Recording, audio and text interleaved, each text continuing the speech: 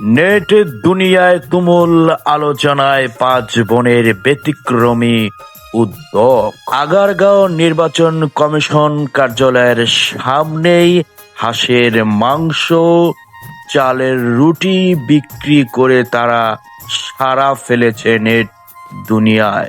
এই 5 star food cart গড়ে তোলার পিছনে রয়েছে সংগ্রামের এক মহা গল্প। পাঁচ বোনের মধ্যে মেজ বোন সোনালী বলেন, আমাদের বাবা অসুস্থ, কাজ করতে আয় করতে অক্ষম, তাই আমরা পাঁচ বোন মিলেই এই স্টলটি দিয়েছি যাতে করে আমাদের সংসারে সচ্ছলতা আসে। সোনালী আরো বলেন, সকলেই আমাদের খাবার খেয়ে অবশ্যই আপনাদের মূল্যবান মতামত জানাবেন।